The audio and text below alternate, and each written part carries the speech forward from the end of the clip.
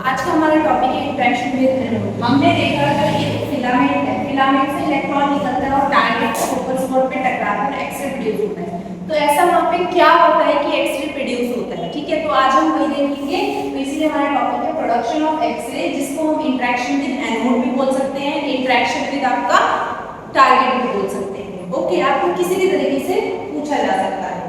सो सबसे पहले हम ये देख लेते हैं हमारा फिलामेंट है एंड ये आपका फोकसिंग कप है and this side is the target. Okay, तो हमारा जो टारगेट है वो बेसिकली किसका बना हुआ होता है? हमें पता था कि टंगस्टन का बना हुआ होता है, ठीक है। तो हमने क्या किया, हमने एक टंगस्टन का एटम जो है वो जूम आउट करके देखते हैं, क्योंकि हम शायद हम तक बना नहीं सकते। तो हम एक टंगस्टन क्या कर रहे हैं, जूम आउट करके देखते हैं कि आखिर वहां पे क्या होगा। तो यहाँ से क्या होगा, प्रोजेक्टाइल है, वहां से थर्मियोनिक इमिशन के थ्रू प्रोजेक्टाइल इलेक्ट्रॉन आएगा और आते ही सबसे इनर शेल पे टकराएगा। इनर शेल पे टकराने के बाद ये यहाँ से क्या करेगा, इलेक्ट्रॉन का क्या करेगा, रिमूवल करेगा, ठीक है। तो अब इलेक्ट्रॉन का रिमूवल करेगा, तो इलेक्ट्रॉन के रिमूवल के बाद हमें पता है कि ये जो है कभी खाली नहीं रहता, जो इनर शेल है वो हमेशा भरा होगा, उसके बाद बाकी अदर होंगे। तो जो उसके ऊपर वाला शेल है वो इलेक्ट्रॉन को यहाँ भेजेगा, ठीक है। तो अब इलेक्ट्रॉन को यहाँ भेजेगा, तो अब हमें पता है कि जो इलेक्ट्रॉन्स है एक दूसरे के साथ, मतलब न्यूक्लियर फील्ड के पास जो होंगे उसकी बाइंडिंग एनर्जी ज्यादा होगी, जो दूर होते जाएंगे उसकी बाइंडिंग एनर्जी उतनी कम होती रहेगी। तो हमें ये चीज पता है। तो जैसे ही हमने क्या किया, हमें पता है के शेल का, अगर टंगस्टन की बात करें हम, तो टंगस्टन में जो बाइंडिंग एनर्जी होती है के शेल की वो 69 किलो इलेक्ट्रॉन वोल्ट होती है, एल शेल की 20 किलो इलेक्ट्रॉन वोल्ट होती है, एन की 3 है, एन की 1 किलो इलेक्ट्रॉन वोल्ट होती है।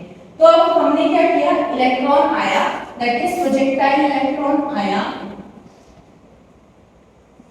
इलेक्ट्रॉन आया यहाँ पे बम्बार्ड हुआ, इसने इलेक्ट्रॉन को बाहर फेंक दिया। बाहर फेंकने की वजह से यहाँ पे क्या हुआ, एक वॉइड क्रिएट हुआ। वॉइड क्रिएट होने के बाद जो इसका अपर शेल वाला इलेक्ट्रॉन था इसको यहाँ भरने आया। अब यहाँ पे जब भरने आएगा, इन दोनों की बाइंडिंग एनर्जी देखो 69 है, के की और एल की आपकी 12 है, तो दोनों की बाइंडिंग एनर्जी में डिफरेंस है। तो बाइंडिंग एनर्जी में डिफरेंस की वजह से जो एक्स-रे निकलेगा उसे हम बोलते हैं कैरेक्टरिस्टिक एक्स-रे। और कैरेक्टरिस्टिक एक्स-रे में जो यूजफुल है वो ओनली के शेल से अगर एक्स-रे प्रोड्यूस हो रहा है तो वही यूजफुल है, बाकी अदरवाइज डायग्नोस्टिक रेडियोलॉजी में यूजफुल नहीं है, क्योंकि वो लो एनर्जी वाली रेज होगी। लाइक अगर एल शेल पे टकराएगा तो एम शेल वाला से भरने आएगा, हमारे पास 9 किलो इलेक्ट्रॉन वाला निकलेगा, तो वो यूजफुल नहीं है, तो इसलिए के शेल वाला यूजफुल है। तो अगर हम इसका ग्राफ फॉर्म देखें तो ये मान लो आपका ग्राफ है, यहाँ पे हम बना देते हैं नंबर ऑफ एक्स-रेज, ठीक है, और ये हम बना लेंगे एनर्जी लेवल है 10 20 40 50 60 80 100 150 ऐसे करके हमने बना लिए। तो हमारे पास जो रेंज आई है वो सिर्फ कहाँ से आएगी, जो यूज होगा that is only 57 kilo electron volt वाला, ठीक है। तो ये आपका कैरेक्टरिस्टिक का ग्राफ फॉर्म हो गया।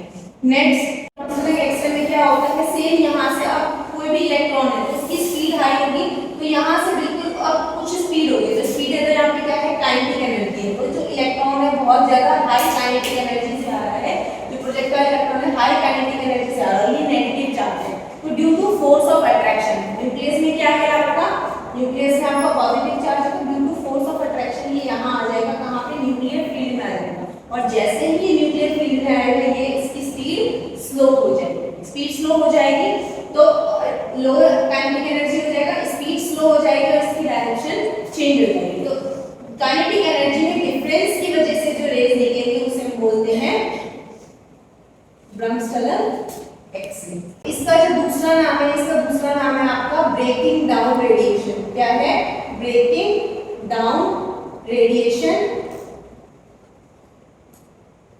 ठीक है, ब्रेकिंग डाउन रेडिएशन, या इसका दूसरा नाम है braking radiation and slow down radiation, ठीक है।